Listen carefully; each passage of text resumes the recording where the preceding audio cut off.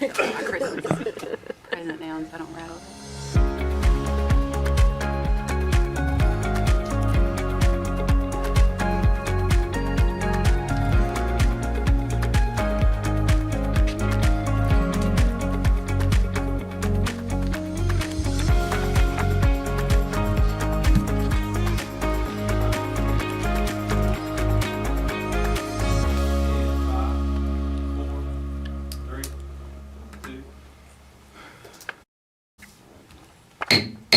Good morning, ladies and gentlemen. I'd like to welcome you this morning to the January 5th, 2026, 10 a.m. Board of Commissioners meeting, and I'll call the meeting to order now.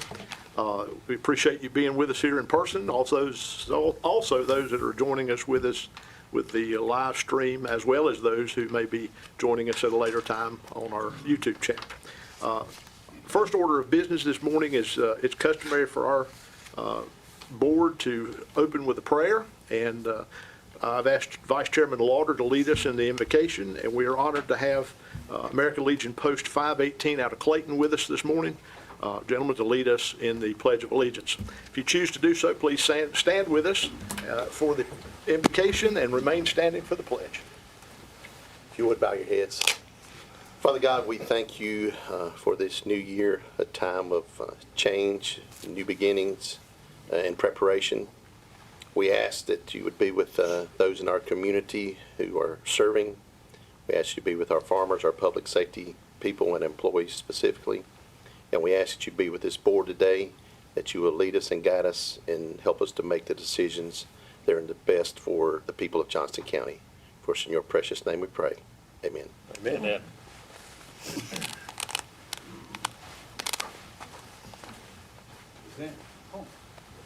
I pledge allegiance to the flag of the United States of America and to the republic for which it stands, one nation under God, indivisible, with liberty and justice for all. Thank you, gentlemen, for your service. Thank you. Please be seated.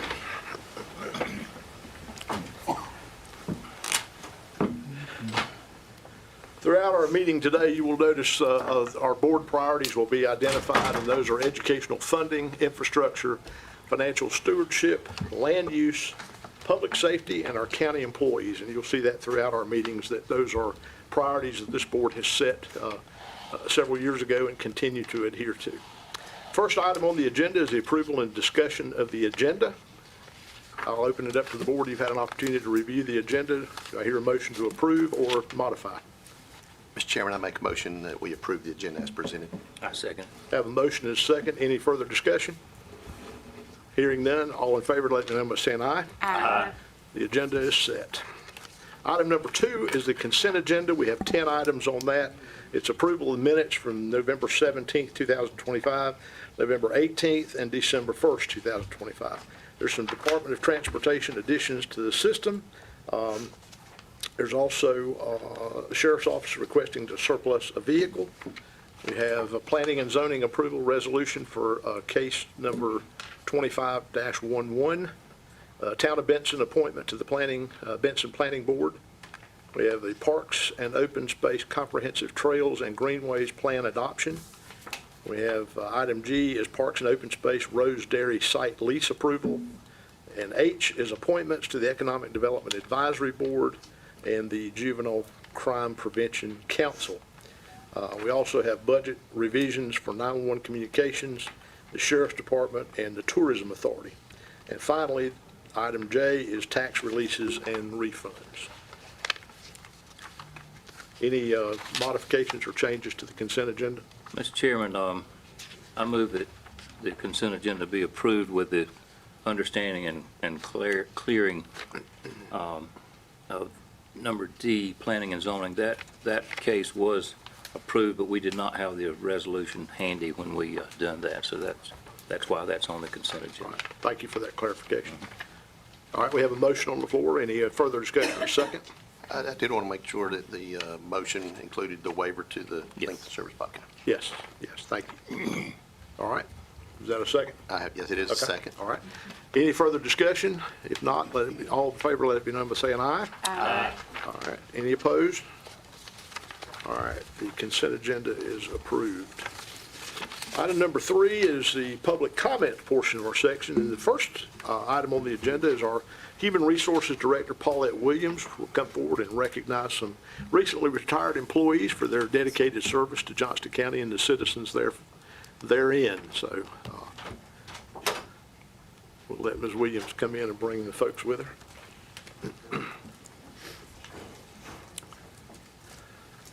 Morning, Chairman and Board of Commissioners. Good morning. Good morning. Today, we would like to recognize our February 2026 retirees in their respective departments.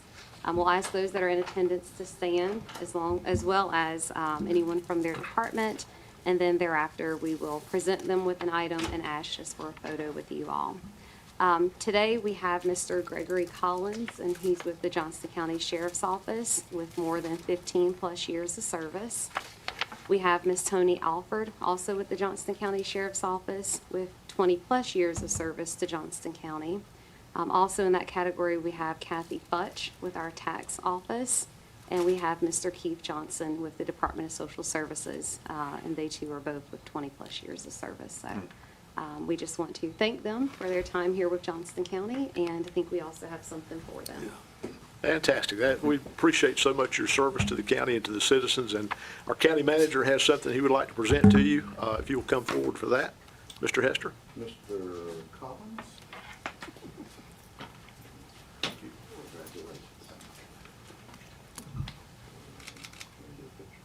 Congratulations. Yeah, I know they want to. Oh, yes. 1, 2, 3. Ms. Tony, congratulations. Yeah, 1, 2, 3. Perfect. Mr. Johnson, congratulations. Thank you. 1, 2, 3. Perfect. Ms. Futch.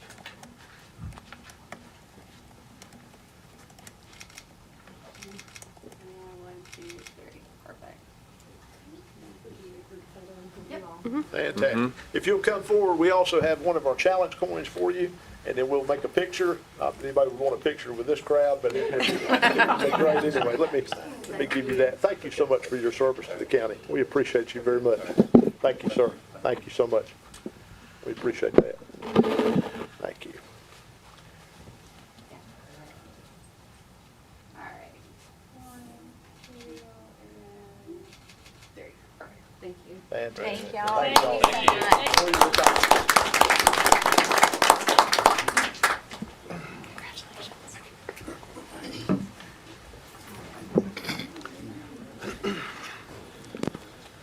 This is the public comments portion of our meeting. Let me first ask, is there anyone here that would like to speak in public comment?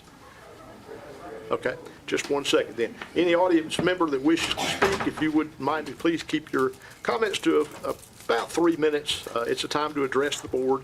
The board will just listen and hear your concerns and comments, and please maintain proper decorum, and come on forward, sir. And please state your name and address for the record. Chairman Harris, Commissioner's name is Edwin Boyette, Rock Pillar Road over in Clayton. Just wanted to encourage the county, early voting is going to start on February 12th, so we're only about 6 weeks away. The Board of Elections, Office of Elections, Leanne Price and her staff do an excellent job of running early voting.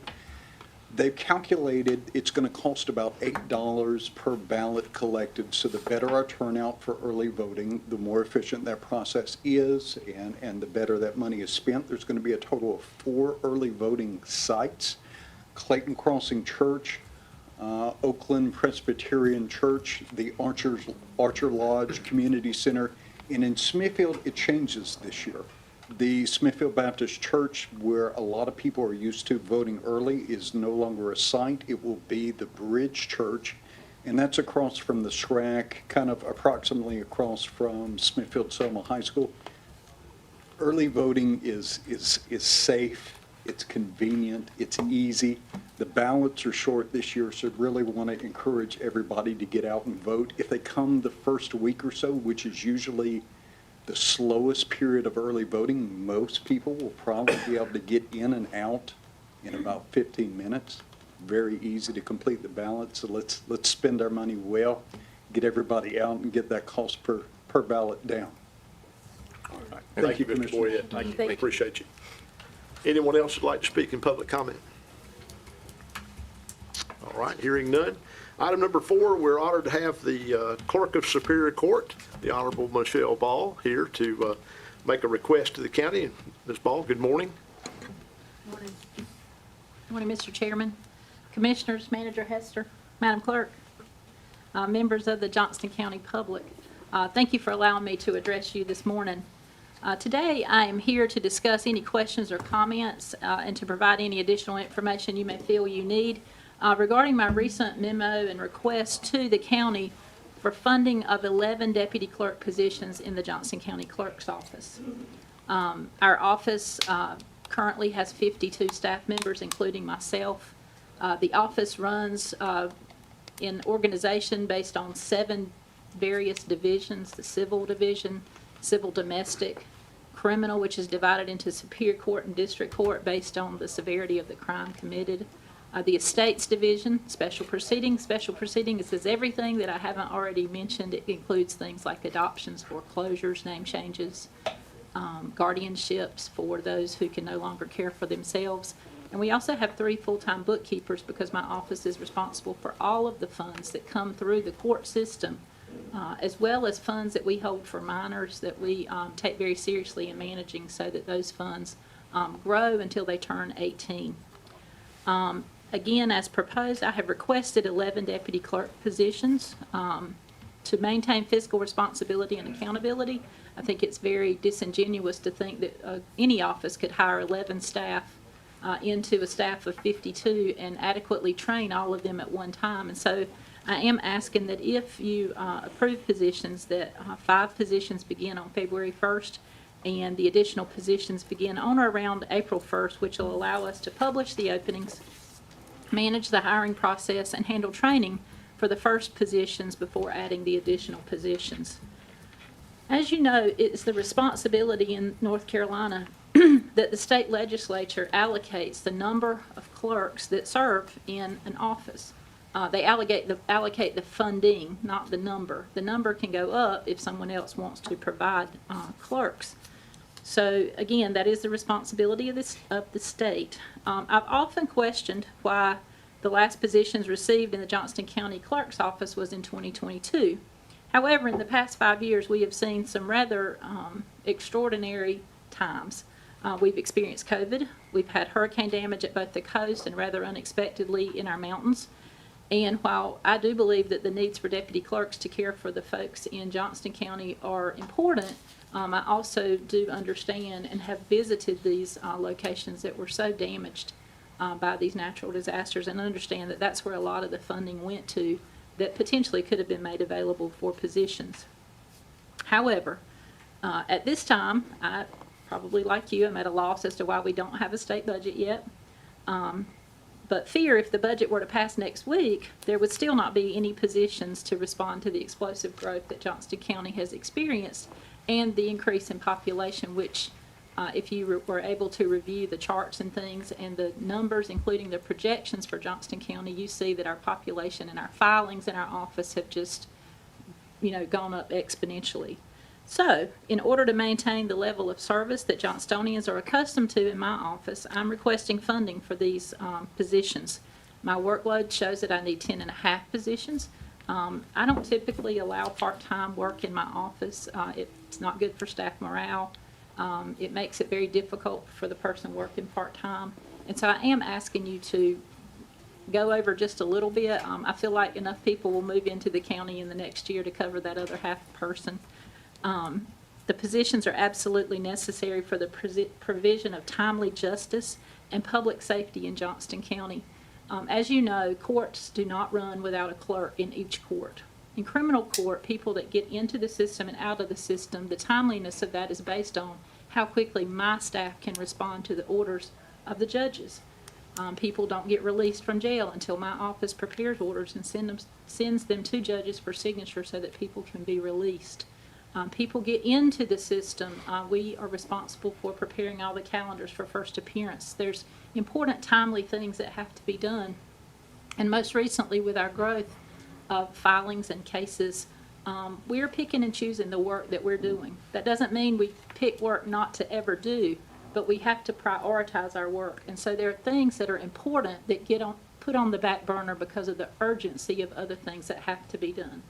So I want to ensure that the citizens that have need of probate, those are estate cases or guardianships, safety for our juveniles that go through the DSS process, assistance with domestic violence matters, which all begin in the clerk's office, and then everyday civil matters. I want to be certain that our citizens are provided the opportunity to have that work that we provide for them. I appreciate your attention to my request, and any questions you may have, I'm happy to try to answer them and help you with any concerns about the request. Right. Any questions for Ms. Ball? I have one, Mr. Chairman. Yes, sir.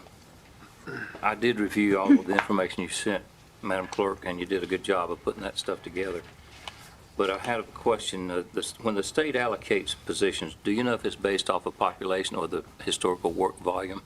So in probably 20 years ago, the Administrative Office of the Courts, which acts as the kind of backbone for the judicial system, they provide our supplies, they provide legal counsel, they provide all those things, contracted with the National Center for State Courts.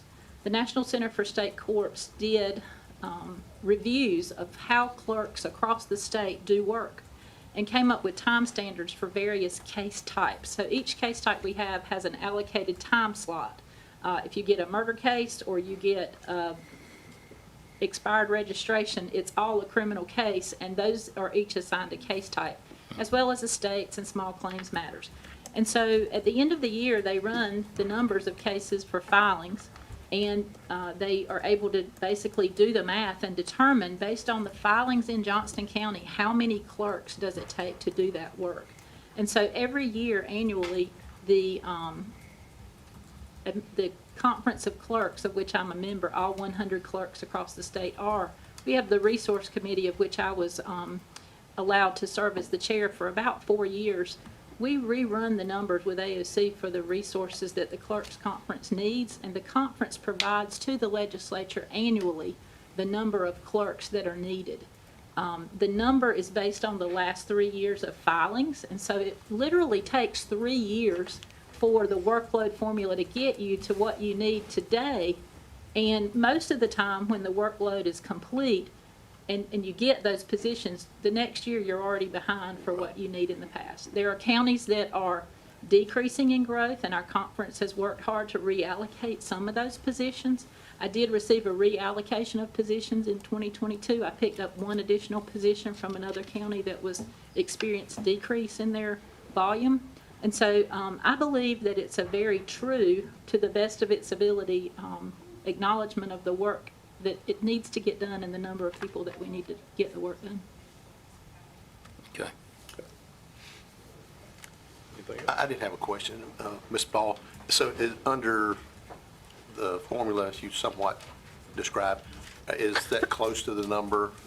What does that formula project for Johnston That's County? exactly what, Okay. I would never, I think it would be disingenuous to come and ask for extra people. A lot of clerks, when I was the chair of the resource committee, says, well, my people, we just can't get the work done, we need more people.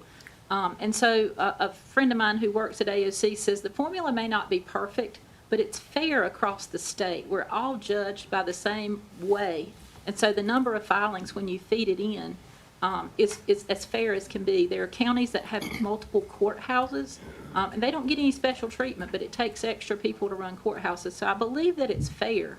And so that is what I'm using to ask you for Okay. these. So for this it was not a separate workload. It was No, based on it the is all workload. based on the separate workload. I will tell you that I did work with directly AOC, and instead of using a 3-year average of what we need, we have projected, as you see in the paperwork, all the way through 2035 of what my office needs will be.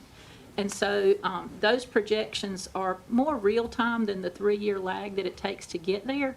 But I do believe they are still the real need, and we do use the exact same workload formula to come to those numbers. Okay, thank you. Sir? And then, so the last year that you had an increase was in 2022? That's correct. Okay. And then what about previously before that? Since I became clerk 11 years ago, I have received a steady diet of additional positions. I believe that I had 35 clerks when I started, and so there has been growth, and we worked really hard through the legislature. One year we did a modification to the workload formula to take in consideration the new legislation that's constantly passing. That's when the expunctions went up because the expunctions became automated and things like that. And so we were able to get more positions at one time.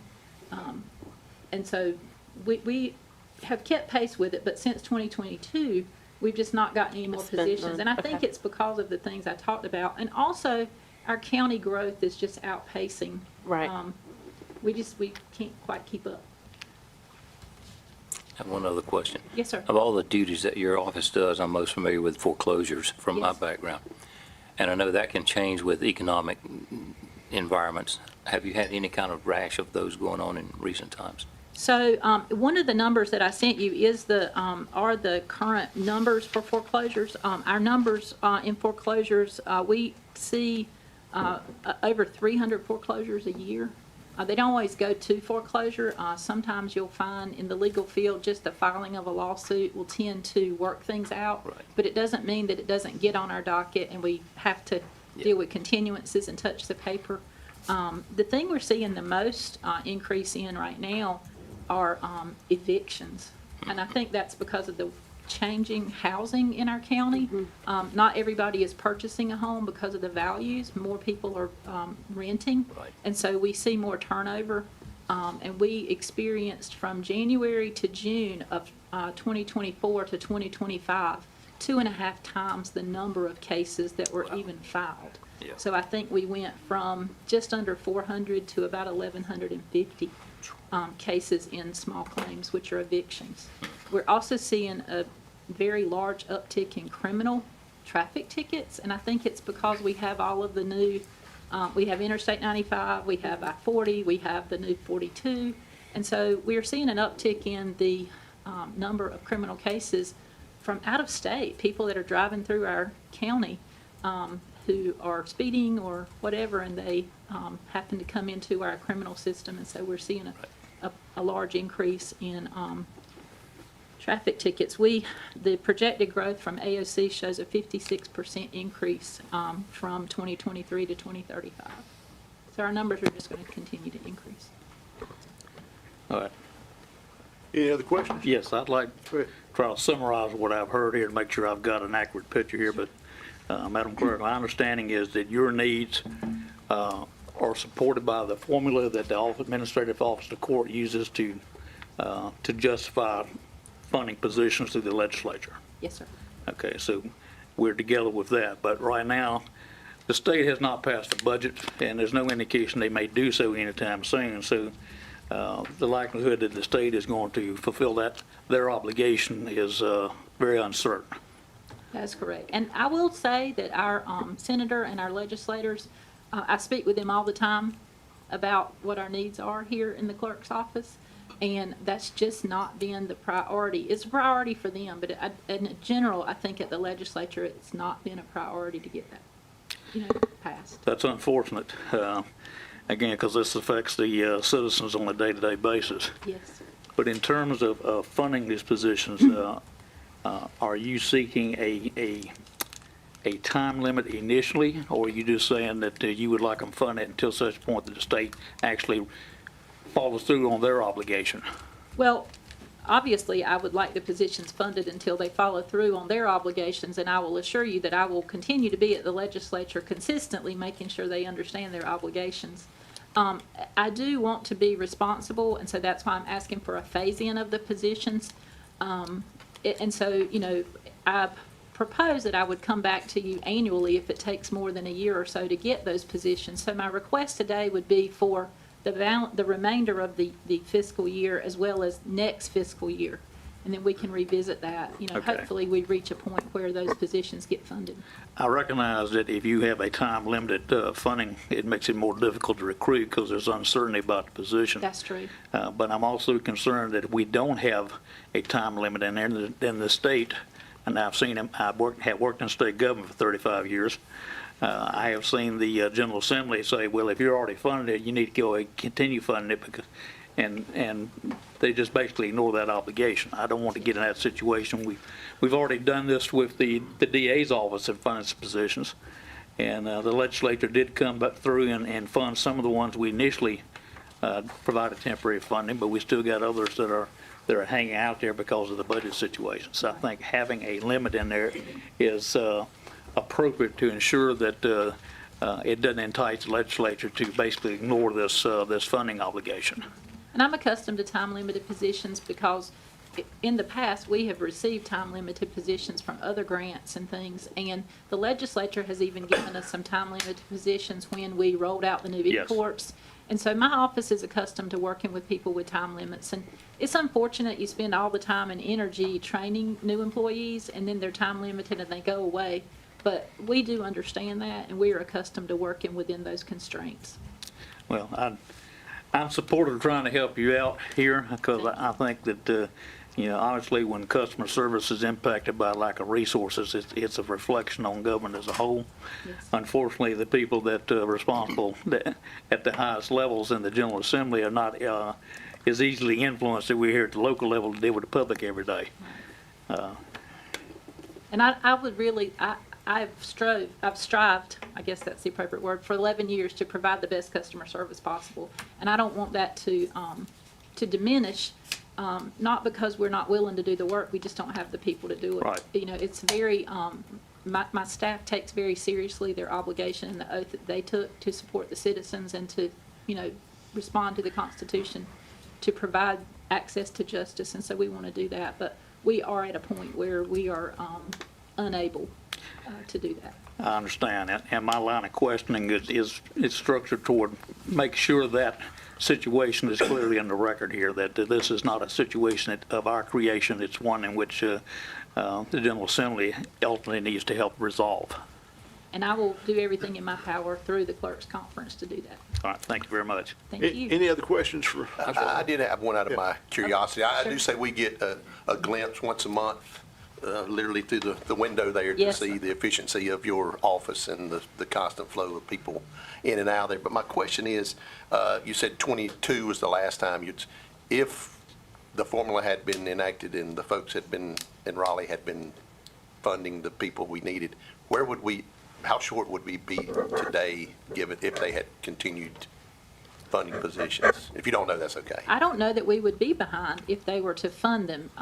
In my experience, the Conference of Clerks will ask for 200 positions and get 100 positions. Okay. And then the conference allocates it based on the workload formula need to the counties that have the most need. But, there are counties that are functioning at 80% of their work to staff ratios right now. And so, Johnston County is not the only county that has gone to their county commissioners to ask.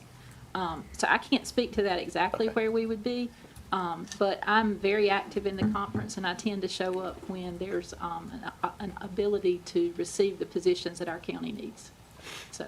All right, and I would just agree with Commissioner Stovall is that we are about serving the people of Johnston County, and unfortunately, we've been put, I'll say, in the middle again of not having a budget in Raleigh and having to step in, hopefully a short gap Yes. in there. But I appreciate the information you provided to us. It was very complete. So Great, thank you for that. so much. Mr. Chairman, I got one last question. All right. Yes, sir. How has the e-court affected your staff or your ability to serve the public? I get a lot of people that talk about how hard e-courts is and how difficult. The thing e-courts has done is kind of pull back the curtain. It allows for transparency that we've never had in the court system before.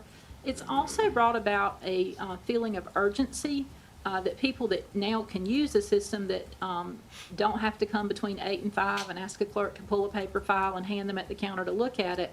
There's this new sense of urgency that we hurry and get things done. It's very difficult for me to tell how much e-courts is the impact versus how much the population growth is an impact. E-courts has made things more difficult because we are providing a better product to the community. when things happen, it may not be the very instant that it happens in court, but very soon thereafter, it's a public record and it's now available on the internet. People can use their cell phones to look into the court system and see what's going on in a case. And so Johnston County had a little bit of a rough ride to begin with because we were one of the 4 pilot counties in the state. No one had seen how e-courts would work until Johnston County rolled it out. Our county was the first filing in the entire state in the e-courts program. And a lot of the things still had bugs, and we had to work them out. But that was Johnston County's responsibility, and I believe we rose to the challenge. At the beginning, my staff was paid overtime, so we could work on weekends to make things better about how we put things in the system, how we deal with it. One thing that people didn't understand is when we went to the electronic court system, all the paper that was existing in open cases also had to be scanned into the system before we could move forward. And so not only were we doing the daily work of running courts, but we were ingesting all of the back work. And so if any of you had an opportunity to go down to the basement where my archival files are, we've sent out over 600 boxes of paper files to be shredded since the e-courts initiative went live. So my staff has worked double time, triple time, overtime, trying to make the transition smooth. It has been a difficult transition. We just in October got all 100 counties online. And so it's been a process. And so we're looking forward to some upgrades that will make it better. But my staff have been troopers. They have done what, many said probably couldn't get done, but we got it done. We got it done in a timely manner. And I couldn't be more proud of the work that they're turning out. I can see pluses and minuses. It doesn't bother your staff to go get a document they can get, but you got to upload it timely. That's right. That's exactly right. Okay, thank you. Can I have one question? Yes. So I do recognize your need, and we are kind of in an odd position here because we all in this county pay state taxes, and unfortunately that state tax is not doing its job, and now our county taxes are trying to pick up the slack. So it's in an effect paying double for the same service. But my question was, since I've seen your facilities and they are crowded, where could we put? Do you have space identified for 11 people, or would see a follow-up request for more space? Well, I'm going to always ask for more space because we need more space, but I personally do not need more space. During COVID, my staff and I went to each desk, and we do have exactly 6 feet of space between most employees. Because of the e-courts initiative, as I said, we've sent out over 600 boxes of paper to be destroyed. We are continuing to do that. And so in the back part in the criminal division, where the most need is for the positions, as we are able to purge and go through things, cases, we will create our own space over there for the 5 positions. We are able to move cases down into the basement, the paper files down into the basement to create some space in estates. And everybody just has to get a little tighter over in civil and civil domestic. But my staff doesn't mind being a little cramped if we get more people to help do the work so that the stress on them to turn out the work is not increased. So it's not perfect. I mean, if we could get everybody to move out of the courthouse, mayhaps we would love a little more space, but we are willing to live within our space and make it work. My office has given up in the last 11 years quite a bit of space to make room for some of our very small courtrooms that handle domestic work. And so we are committed to being a good partner in the county management space, the tax office, the register of deeds, and child support, and we will make it work if we have the people to put in those desks. Thank you. Any other questions for Ms. Ball? Okay.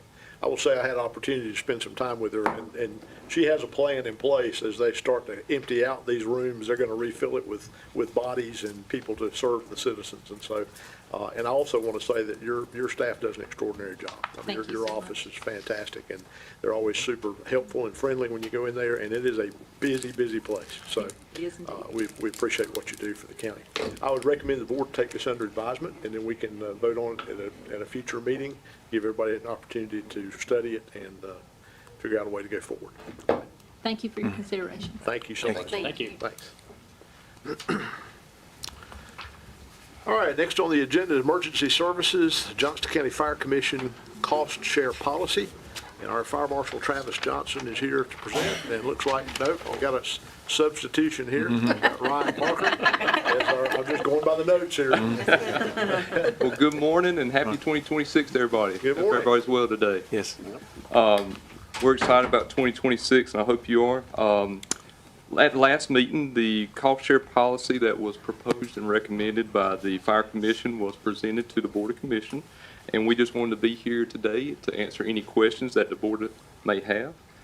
With me today, I have the Fire Commission Chair, Chief Ellington, the Vice Chair, and the Cost Share Subcommittee Chair, Mr. Barry Stanley, Fire Marshals Travis Johnston, who is the county representative for the Fire Commission, and Deputy Fire Marshal Jordan Piper, who is the staff county representative for all the subcommittees. So if there's any questions on behalf of the board, we were happy to answer those at this time. Thank you for your input, and everyone has had an opportunity, I think, to review the cost share policy and program. And let me first say thank you to all those who've been involved in providing all this information and all the work that's been done by the Fire Commission and the staff. I think it's just, we've really moved the fire service in Johnston County years and years ahead from what we were when you all started this endeavor several years ago. So, certainly commend y'all for the work. Chief Ellington as the chairman now, and our vice chairman, Chief Stanley, so, and all the staff that's worked on this. So this time I'll open it up to the board if anyone has any questions for the presenters, or if you have any discussion you'd like. I've got a question, Mr. Chairman. I don't know who it was, if it was Travis, but somebody furnished us with a copy of all the replies that were received from the towns. That's correct. Has any town offered any alternative to the program that was suggested? Not at this time, no. We had individual meetings with every town Right. and municipality, and that was done with county staff and Fire Commission representatives. There were opportunities to have discussion and offer feedback, and then we encouraged written feedback, as you saw with those 4 towns that submitted a letter. But within those letters, we have not received any alternatives to the formula as proposed. Right, okay, thank you. Any other questions or comments? I would just say a comment, my appreciation to the Fire Commission for working diligently on this, and to staff for working. I wouldn't know it wasn't easy, and then to get with the towns and go through it. And, it is interesting that although I guess there were some questions and opposition expressed in some of the information we got, there wasn't any other solutions offered. And this board makes decisions on an annual basis. And I think that this is one that, considering the information in front of us now, and I know it's budget time, even though we're just in the 5th day in January, it's budget time for the folks preparing budgets. And I think it's appropriate to move forward on this to get the budgets in rather than delay that process. And then that next year we can consider, if this is the correct formula, if there needs to be adjustments made to it. So much like we do with many things. So again, appreciate the work, and that's my thoughts. Okay, thank you. Any other comments from the board? Yes, I have a comment. Go ahead. Excuse me. It's my understanding that the cost share that the towns are proposed to participate in is supposed to be phased in over a number of years. Is that correct? That is correct. So Deputy Fire Marshal Piper and representatives of the subcommittee, and I would like to note that the subcommittee had representatives from each town a part of it. It was fire chiefs or chief officers from each town. But yes, there is a phase-in program for that based off of the percent of increase, and then it correlates to up to a 5-year phase-in program based on the percentage increase. Okay.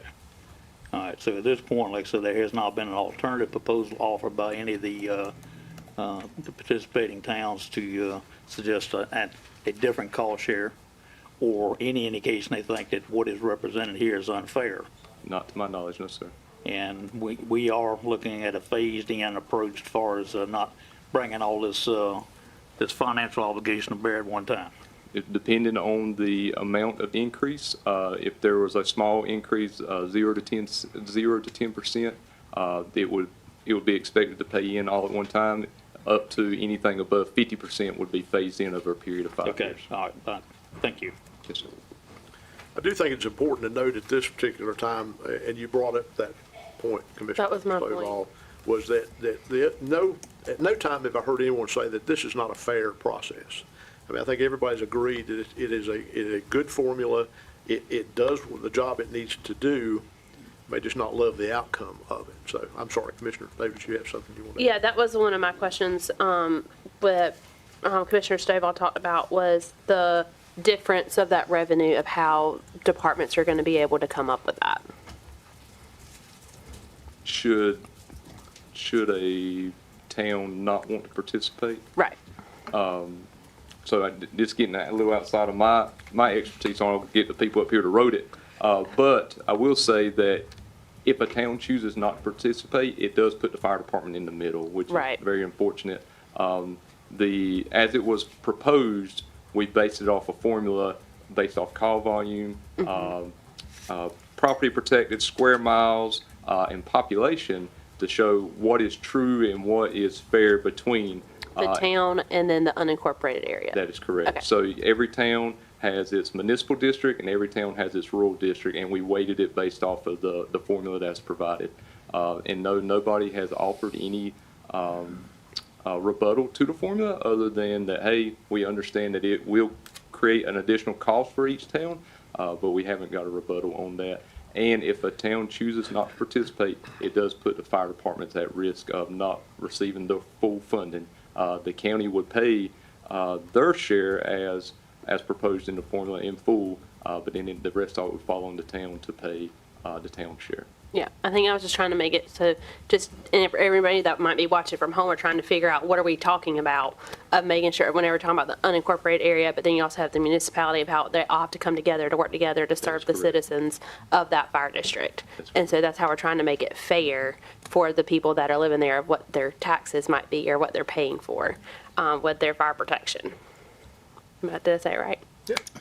Okay, I was trying to hope.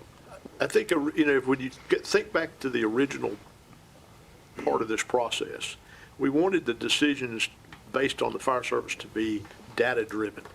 And I think when you take that basis and you do what is best for the citizens of the county, which was the number one priority, and two, we wanted all the decisions to be data-driven, this gives us a mechanism to be able to do that, so that the funding is proportionate based on the data, and it's fair. And in order to make the rural, the service district tax apply to the areas it needs to apply, like apparatus replacement and station upfits and renovations and or construction. There's a lot of things that have to be done over the next 5-10 years. We have to get a handle on what that funding formula looks like, and I think this is a great step in doing that. Any other questions or comments from the board? I just like that how we're going to try to phase it in so it's not just a shock for municipalities and the county itself. So I appreciate all the work that y'all have done and all the legwork behind the scenes of talking with all the departments, talking with all the municipalities and everyone involved in the research and trying to come up with a formula. It's very much appreciated. And it's really been done by the four gentlemen Yeah. that have joined me today. They have put in a lot of time and a lot of effort, a lot of conversations. Yeah. And along with the subcommittee made up of all the fire chiefs, chief officers that were associated with it, they locked themselves in a room, looked at 8 different models and tried to figure out which one is the fairest and most equitable to all parties. So I appreciate what they've done on that. And one thing that's also in it is that once this formula gets into motion, there's a 3-year rolling average, so there's not these huge impacts that may come from something that changes in one fiscal year. So they have been mindful about making sure that we are protecting the funds of both parties, the county and the town. Okay. That was the only thing I was going to say, to your point, is speaking to that transparency and how this isn't just coming down as a word from up here. Right. This has been a conversation that's been going on for a long time, that everybody has kind of been on the same page. To your point, you can't be but so fair, but this is the fairest way I feel like everyone involved making the decisions has landed on. And so kudos again to all the time spent and conversations had to make sure that everybody feels included in those decisions. Okay. And I think that we can rely on our experts that came up with this formula, that if there is adjustments that need to be made in the future, that they will absolutely make those adjustments. So I feel good about that. All right. In view of the fact that this has been a slow, methodical process with a lot of input from every town and every fire department, towards that end, Mr. Chairman, I move to approve the Johnston County Fire Commission's cost share policy. All right, we have a motion on the floor. Do I hear a second? Second. Have a motion and a second. Any further discussion? If not, let it be known by saying aye. All in favor? Aye. Any opposed? Motion carries. Thank you, sir. We appreciate it. Everyone. Thank you. Thank you. All right, next item on the agenda is the Parks and Open Space Great Trails Program Grant Award. And we have Adrian O'Neill and Austin Cross here to present. Actually, we have Austin Cross and Adrian O'Neill in there. I got to stop reading the notes here and just go by who walks up here. All right, we have Austin Cross to present to us. Go ahead. Good morning, sir. I hope everyone had a Merry Christmas and a Happy New Year. We did. Hope you did as well. Good. Yes, it was very good. So the Parks Department and the county was awarded the Great Trail State Program from the state of North Carolina. This is the first year. Right now, it's a one-time program. The award was for $225,000 with a match of $225,000, and that match will come from open space funds set aside at the time of application submittal. This funding will go towards purchasing the next segment of the Neuse River Trail Wilson Mills segment, which will get us further down the river and hopefully connect us to Selma and Smithfield in the future. With that, we'd like to request the board to accept the award and execute the contract, and I'll take any questions if you have any. Okay. Any questions for Mr. Cross? I'd like to just mention that, that I just want to reiterate, you said it, but I want to make sure that when the public watching knows that this money that we're matching, the $225,000, comes from open space funds, and that money comes from fee and lieu funds that is from development that is going around in the county, not from property tax. So I just wanted to reiterate that so that everyone knows where that money's coming from. Correct. Absolutely. Okay. Anything else? All right. Do I hear a motion? Mr. Chairman, I make a motion to accept the award and approve execution of the contract. Second. Second. Have a motion and a second. Any further discussion? All in favor, let it be known by saying aye. Aye. Any opposed? Motion carries. Thank you, sir. Thank you. Thank you. Number 7 is also Parks and Open Space, the NC 42 Boating Access Area Memorandum of Agreement. And I'm assuming that Mr. Cross is going to present that one as well, since you're still I will standing present right here. So our department, along with the county, the legal team with Jennifer and Marie, have finalized the MOA between the county, NC Wildlife, and the town of Clayton. This is for the NC 42 boating access area, which is right at the corner of NC 42 and Castleberry Road. The town of Clayton has agreed to assist the county with maintaining the site and handling day-to-day operations. We need the MOA for wildlife in particular so they can finish the engineering portion and actually start construction. We don't have a construction start date currently, but we have spoken with the engineer on site, and they said that we're getting very close to the finishing line of design engineering at the moment. Okay. So with that, I will note that the funding was secured for this project through the NCDOQ Water Resource Development Grant back in February. With that, we would like to request that the board execute the MOA between the county, the town of Clayton, and NC Wildlife. Okay. And I'll take any questions if you have. Any questions from Mr. Cross? Mr. Chairman, I did have a question, not related to the MOA, but to the launch itself. So is this the first or second county access in the Neuse River for? This is actually the third one. Third, okay. But this is the first that the county will own and manage. Okay. So we have one, this one will be up in Clayton. We have the one in Smithfield right here at Town Commons, and then we have the Richardson Bridge launch. So we'll have the northern section, the middle section, and the southern section. So hopefully in the future we can fill in and make the Neuse River a good resource for recreational purposes, and hopefully heighten people's awareness of the Neuse River and try to keep it clean and so on and so forth. Yeah, and I would just like to add to the cooperation and collaboration between the Wildlife Resources Commission and the town to help make this a possibility. I know it's been a few years in the making, but it'd be exciting to actually see that happen, because I know a lot of people are using an unauthorized access currently at, I think, one of our pump stations down on the river at NC 42. So, but appreciate the work and diligence on following through and making this happen. Absolutely. I will know that it will have the first fishing pier on the News River as well.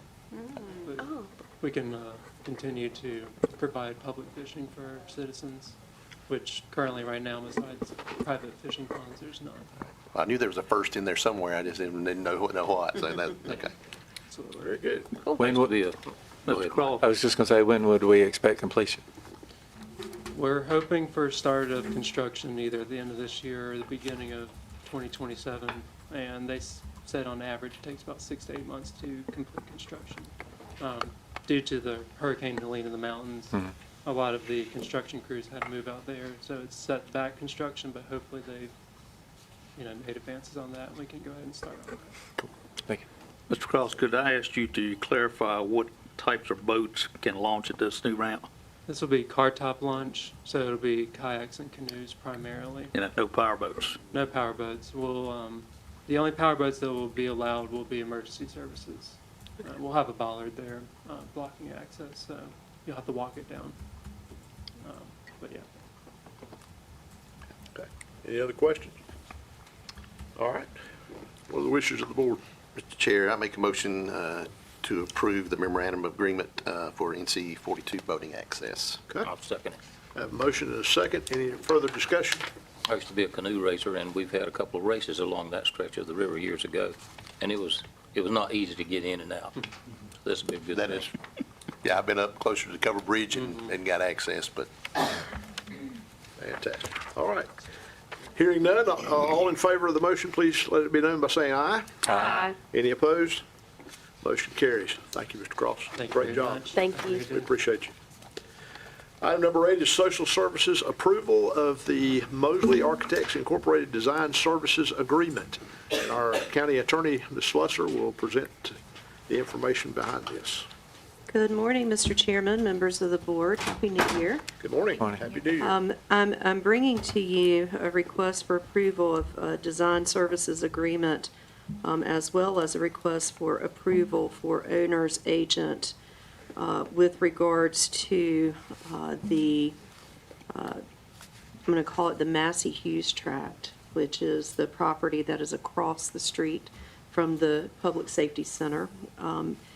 Back in the spring of 2024, you did a request for qualifications to have that property master planned. And Mosley Architects was selected to assist us with that process. As part of that RFQ, we also included the design of any particular buildings that may come out of that master plan. And you approved that master plan, and then we got to work looking at what might need to be next. And in your work session, you set some priorities. And the number one priority for capital construction that came out of that work session was the construction of a new DSS building because of the needs of that. They're in 5 separate buildings right now, and they're packed in pretty tight over there. I have with me today Mr. Daniel Clifton, our facilities manager, as well as Josh Bennett, who is with Mosley Architects. On August the 4th, you approved a proposal by Mosley for the design of the Department of Social Services building and on-site and off-site improvements for this project, with the understanding that any contracts would come back to you for final approval.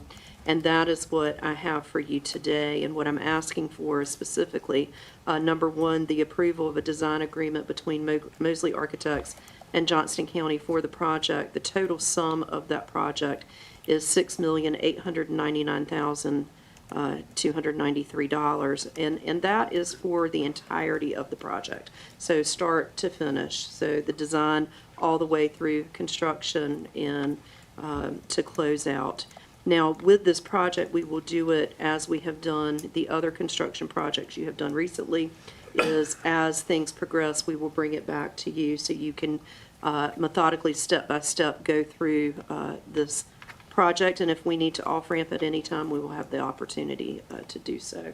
The modeling's been done. We're hopeful that that would not occur, but if it needed to, you have that opportunity under this contract.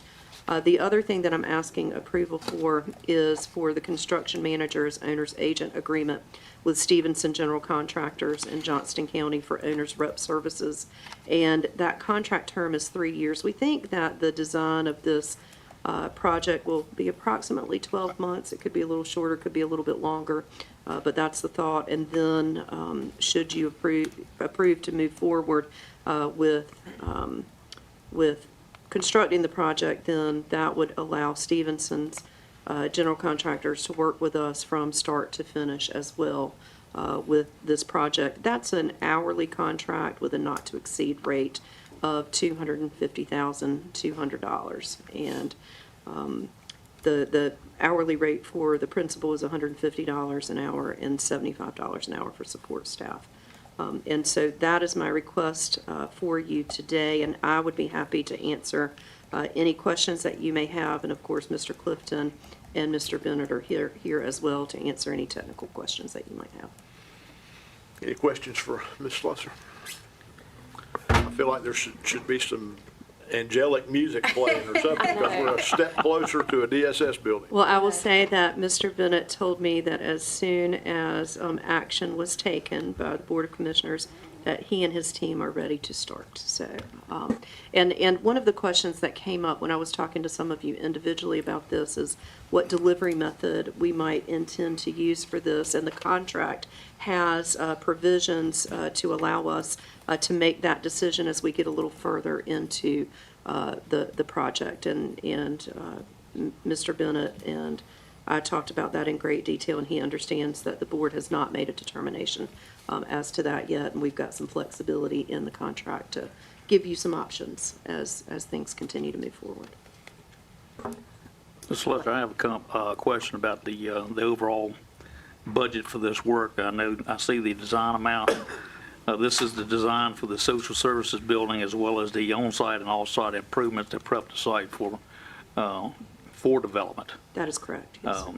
Can you tell me what the overall budget for the project, design, construction, contingency is? The total all-in project cost, and again, this is without having a design and just sort of a ballpark. Yes, conceptual. And it all depends on cost of labor, current market conditions, all of those things. And so I have to give that asterisk to say that this is just the preliminary thought. But it looks like the all-in cost, including a very generous contingency, because again, we don't know what that's going to look like, but the total all-in cost with that very generous contingency is $103 million and some change. So that's what we're thinking, and with that $103 million estimate, the design services, again, from start to finish for the project, approximate about 6.6% of the cost of the contract with the contingency. If you take that contingency out, and you zero out that contingency, which we would never do, but if you did that, then we're looking at about 7.3% of the cost of the total all-in project. Okay, thank you. That, from my experience, that's very in line with what you would expect in the industry for this type of project. Thank you, yes, sir. And my experience has been very similar. I was thinking 7. Okay. Any other questions or comments from Ms. Slusser? Just thank you so much, and thank you, Mr. Clifton and Josh being here too. It's exciting to think that we now are getting the ball rolling on the design and being able to be one step closer to having a new DSS building for the county. So exciting times. Like that, I feel like the music should be playing or something right now. Well, I was going to say, when you said that a minute ago, I guarantee you Tony's all over it. He's making sure there's quite the band that's getting ready to start up. All right, do I hear a motion in all this? I'm sorry. Go ahead, I can get another discussion. Go ahead. Okay, all right. Do I hear a motion? Mr. Chairman, I move to approve the design agreement between Mosley Architects and Johnston County and approval of construction manager as owner's agent agreement between Stevenson General Contractors and Johnston County. Second. Have a motion and a second. Now, further discussion. Yes, I was just going to say, particularly for the three of us sitting in the middle here, this has been talked about for a long time, and I think this board, as we set last year at our planning session, that we made this the top priority. And again, to see that we're not just talking about things, we are taking action on things. So it is very nice to see us moving forward. And we talked about customer service with clerk of courts. And again, we have citizens in Johnston County that need to be served. We've got folks who are in DSS now who are in cramped spaces designed for one person, and there's multiple people in spots. So I just wanted to point that out, that we are, and this board is moving things forward. So. Great point. And I would say, Mr. Chairman, that part of this motion was including the owner's agent to look after our interests. That person's probably saved us tenfold of what it cost us to engage. Absolutely. I would agree. Any other comments or questions? All right, hearing none. All in favor of the motion, please let it be known by saying aye. Aye. Any opposed? Motion carries. Thank you, ma'am. Thank you. Now the music can cue. Good point. All right, item number 9 is the delinquent tax collection report, and Ms. Andrews is here to present that to the board. Good morning. Good morning, Mr. Chairman, Commissioners. Happy New Year. Happy New Year. Today is January 5th, and for those that may not know, today is the last day to timely pay your taxes. Thus, the other hall is extremely busy today. Between that and the fact that we sent out about 130,000 listing forms last week, it's a little busy over there. But anyway, again, today is the last day to timely pay. We have multiple options for people to do that. The office is open until 5. We'll be glad to assist taxpayers in any way that we can. The listing forms that went out aren't due in our office or due to be mailed until the last day of the month, so there's additional time for that. Before you is the November collections report, so we're backing up a few weeks here. And as you can see, the collections were steady through that time. I have seen more recent numbers, and they continue to be steady and healthy. So we'll have those numbers next month. But anyway, I'd be happy to take any questions at this time. Any questions for Ms. Andrews? No, sir. All right, thank you so much. Thank you. All right, we're down to manager reports and comments. Mr. Hester? Thank you, Mr. Chairman, board sir. members. We've do a lot of general obligation bond referendums, and primarily for schools and community college projects. And there's times when the timing of the sale might delay a project, and so we try to work with our partners with the public schools and JCC to front funds at time, and then once the bonds are sold, we reimburse the county back. So we've done a lot of that with the school system over time. The college is now needing our assistance, and just for transparency, we wanted to make sure that the commissioners were good with that. Before we do that, we like to share that information. If there's no objection, we'll work with the college on that. There'll be a bond sale. We'll have a sale in the spring. So we try to get those funds back in the same fiscal year. So Any questions or comments? if there's no objections, we'll work with them. So. Everybody good with that? Good with it. All right. Thank you, sir. Thank you, sir. Thank you. All right. We're out to board reports and comments, and I'll start with Commissioner Pace Davis. Okay.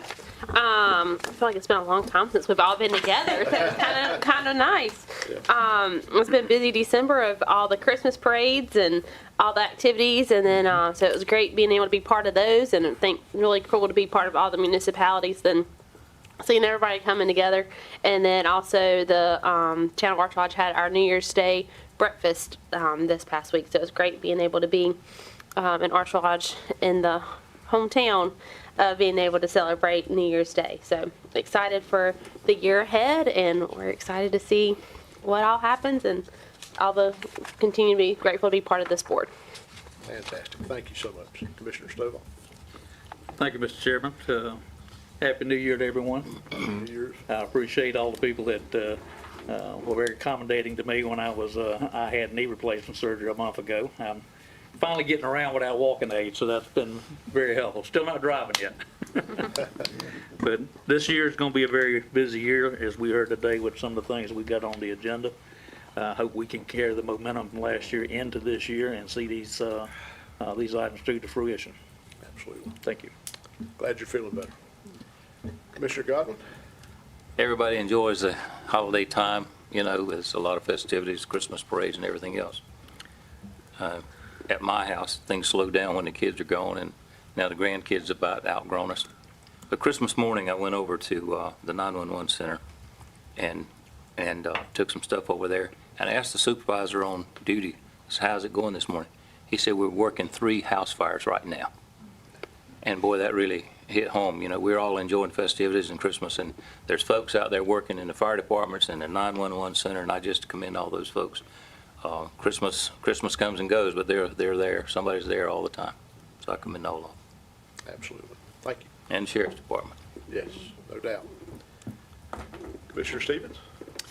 I'll just echo what several others have said, just really excited to see what this board is going to accomplish in 2026. You know, just talking about the DSS this morning, it reminds me of literally as soon as I came on, that was one of the first things you and Commissioner Brazel were adamant that I go to the DSS and take a tour and see truly how cramped they were and that people are working in closets. And just to see, you know, from those conversations to starting construction on this new building, that I think is just going to mean a lot to not only our employees but families in Johnston County that have unfortunately, you know, need our DSS system for whatever reason. I'm just really excited to see stuff like this come to fruition and can't wait to see what else we get to accomplish in 2026. Great. Commissioner Rose? I will echo what Commissioner Pace Davis said about the parades. That was a lot of fun, but more than just fun and celebrating Christmas, I think it's very important that we get out and let our constituents and people around the county put a face with a name and see us, and we get to meet so many people that we wouldn't have met otherwise. So those are really great events. And on the Archer Lodge breakfast was that community is growing so fast, but yet it still retains that small community feel, and was able to meet a lot of people who are from Archer Lodge, have always been there, as well as a lot of people who have moved in. But lastly, I would like to say on what Commissioner Stevens was saying was that this board does have big plans for our county, but we are very cognizant of who's paying the bills and being good stewards of that money, and we are doing our best to serve our county residents with the best possible way that we can. So I look forward to this year. Last year was an amazing, my first year on the board, and I'm looking forward to this year. Sorry. All right. Yep. Thank you. Vice Chairman Lauder? All right, I think most things have been said, but I do want to say the highlight of the parades and the Archer Lodge thing was, I think it was Gene's possum gravy at Archer Lodge. Yeah. Unfortunately, I didn't load up my plate with enough of that, but that was fun. Yeah, you missed it. Oh, Yeah, it was good. It was good. It was really good. It was good. But seriously, again, I think this board, and we have another planning session, I think, in mid-February-ish to take a look at what we want to accomplish for Johnston County, and I think that has become a critical part of what this board does, and looking forward and planning for that. And I too am excited about the things that we're going to accomplish, and I think we're getting better at it as we improve each year. But looking forward to that. That's all. Absolutely. Thank you. When Commissioner Davis first started speaking, she said, it's been a long time since we've been together, and that's been really nice. I was almost slightly offended. But I know she wasn't talking about me. I wasn't sure how to take it. No, I'm just joking. You know, Christmas time is one of my favorite times of year anyway, and I love the opportunity to spend time with friends and family and citizens. And you know, I think we all had a flurry of going around all the different parades and activities, and it's so much fun to get out and see the smiling faces and the people that are just enjoying life, and you know, just celebrating a wonderful time of year. And so I'm thankful for that opportunity, and I'm thankful for this board and the hard work that goes on behind the scenes to make things happen. And you know, a lot of these things, you know, we've been working on for a long time, and you're starting to see them click off the list now. And you know, with the DSS being certainly one of the big ones, and we've got more to come after that. So there's a lot of good things to happen, and I'm thankful for a board that's willing to roll up their sleeves and get the job done. I'm thankful for the citizens and their support in seeing the vision. And sometimes we have to plant trees that we may not sit under the shade of, but someone will down the road. And I think we have to be mindful of that and have that vision. So that being said, we do have a need for a closed session. If I could get a motion and a second for that. Mr. Chairman, I move that the board go into closed session for the following purposes, and there's 4 of them. One, to consult with an attorney employed by the board pursuant to General Statute 143-318.11A3. 2, discussing matters related to location expansion of industries in the area pursuant to General Statute 143-318.11A4. 3, to establish or instruct staff concerning the negotiation of the price and terms of a contract to acquire property pursuant to 143-318.11A5. And 4th, for the purpose of personnel pursuant to General Statute 143-318.11A6. Have a motion, do I hear a second? Second. Second. Have a motion and a second. Any further discussion?